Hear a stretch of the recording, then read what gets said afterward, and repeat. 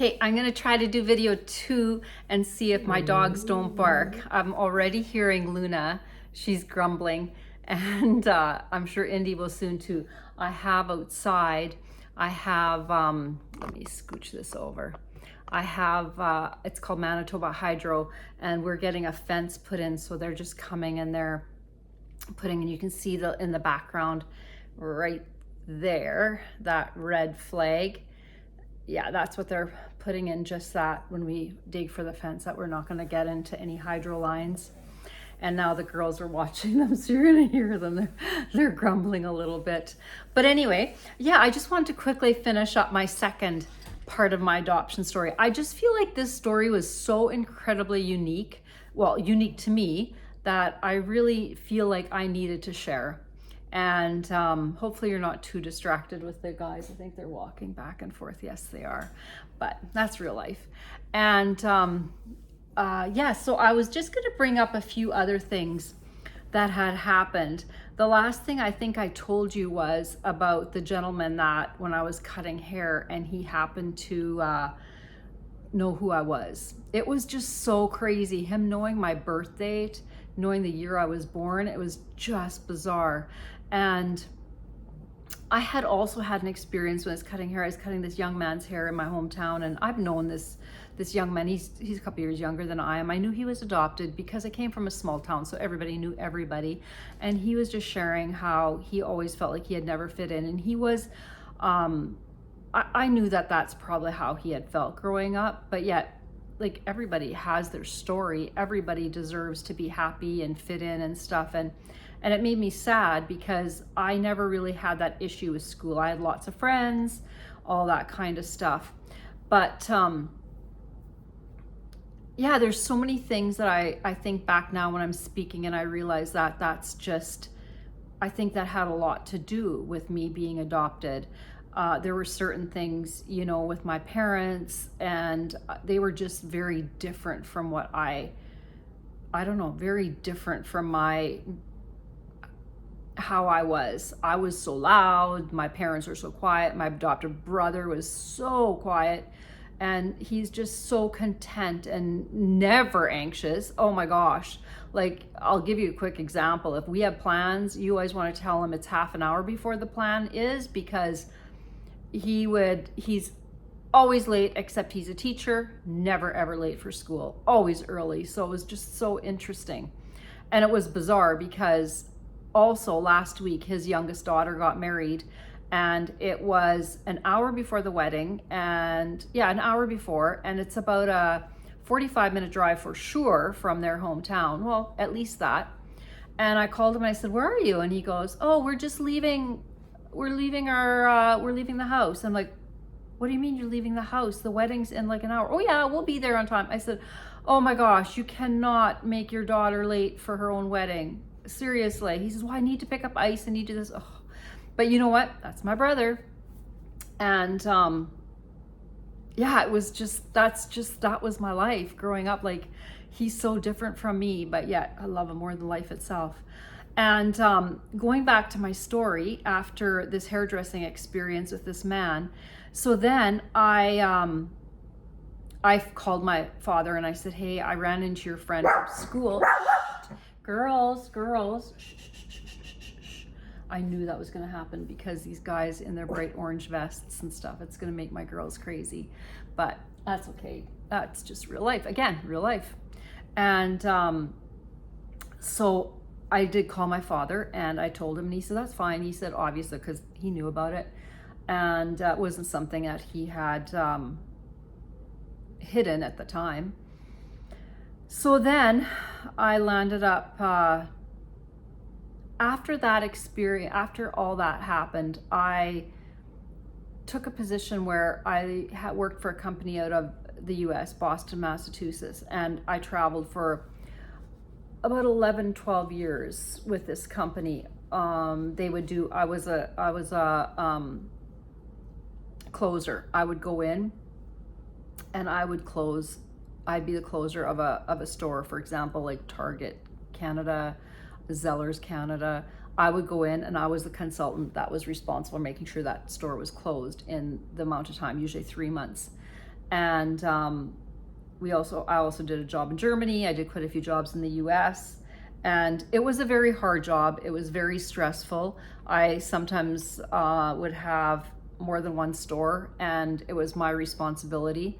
And yeah, I did a lot of my thinking at night, which was very bizarre for me, because when I was at home, I would serve in a restaurant. I'd work in the lounge in the restaurant, and then I would go back on the road again. So I would work close till 2, 3 in the morning.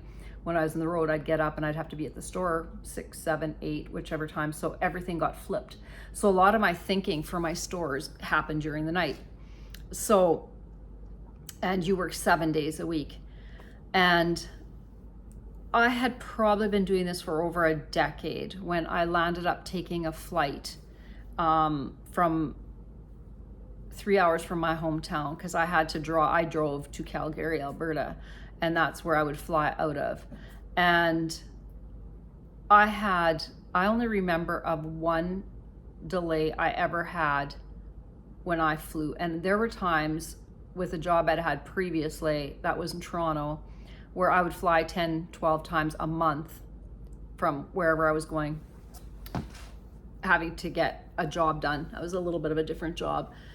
But I had flown so hundreds and hundreds of times, and I'd never ever had an overnight delay. And I had it in Calgary, Alberta, and I thought, well, that's really strange of all the places I've been, and it happened in Calgary.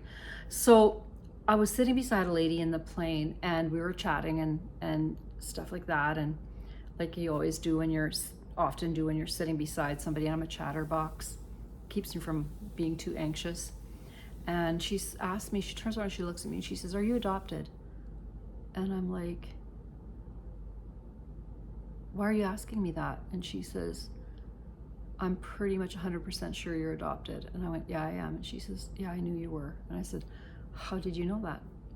And she says, "I can tell." She says, "I could tell the way you speak, your body language." And I said, "And who are you?" She actually happens to be a counselor. She counsels adoptive children because she adopted a child. She had worked for the Alberta government, where she had been one of the people that had worked on adopted children finding their family, not having to wait 7 years to find them. And she was one of the founders of, or one of the peoples that had created that. Indy's catching a fly. And she says, "I knew immediately that you were adopted." And I was like, wow, that's crazy. Like, I just don't understand. Obviously something in my subconscious. And they landed up paying for our hotel rooms, and her and I stayed in the same hotel. And she says, do you want to have supper together? I said, absolutely. And she said, she says, we're not gonna be friends after this, because she says, I want you to know that if you ever need to talk professionally, that I'm here, that I'm more than happy. Even though she was retired, she said, I'd be more than happy to sit down and chat with you. And I wish I had done that. I'm sure by now she's probably no longer with us, because she was an older lady. And I just found that so interesting that she knew right away, instantly. And it just proves to you think you're handling everything so well, and yet you're not. You're just hiding it. You're just stuffing it down. This is my little Indy, because you don't know how you just don't know how to be different, because this is who you are. So that was a very, very interesting experience. And then after that, I think that was probably the only thing. Oh, and then there was one other thing I had said to my mom, my adoptive mom, years before a lot of this happened.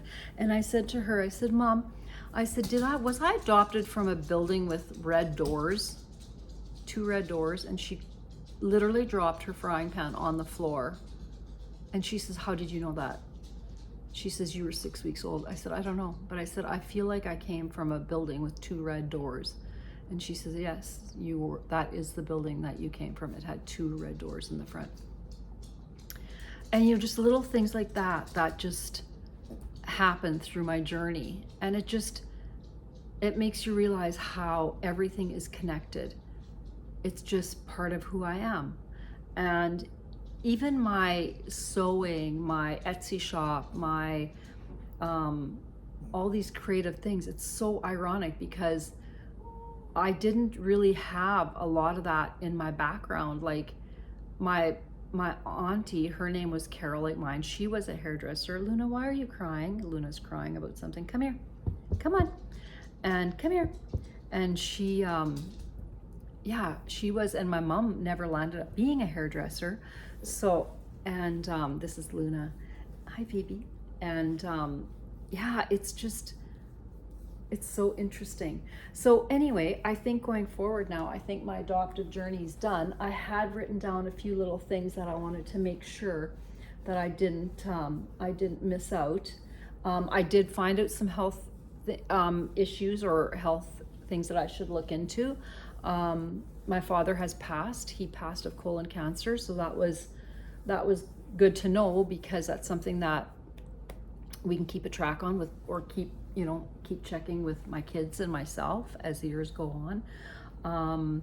My aunties had a lot of anxiety, that kind of stuff, very, very common. They both did not have children on my dad's side. I don't think there was anything else. I think that's everything. So yeah, so that's gonna give you guys a little bit of an outlook about who I am and where I came, what my past has been the last number of years. I do have 3 children. I'm sure I mentioned that obviously in another video, but I've got 6 grandbabies, and I moved a year ago and to Winnipeg, near Winnipeg, and that's now I'm just gonna take you guys with me. We're gonna do different things. We can make some stuff. This top that I'm wearing, it's a little boxy top. It's my favorite go-to. If I want a top real quick, I make it. It's literally a 30-minute make. It's a pattern from Seamwork, which is fantastic. You pay your yearly subscription and you can download all the patterns with that subscription, and I love this top. I think I'll do a video because I made a couple of them the other week, and I'll talk about the makes then, and we'll just make some stuff for Etsy. We'll like I said, go take a look at Winnipeg, maybe go to the Forks. I know there's a big market I'd like to check out this weekend, and I do have a GoPro, so I'm gonna see if I can figure out how to use that. I'd love to take you guys to this market. It's down by a really nice strip plaza or a mall that we have near IKEA, and they have a whole bunch of vendors that come. There's food trucks, etc. So I'm trying to get used to this Manitoba humidity again, but I would love to take you along. So what I'll do is I'm gonna see, I think we could, maybe we'll go Sunday, because then Peter could do the recording, or maybe I'll just do voiceovers. That might actually be easier, but I'm gonna learn, and hopefully you guys are patient with me. But I better go. Peter's coming home, and I'm gonna get supper ready. So I hope you guys have a great week, and we will talk soon. Bye.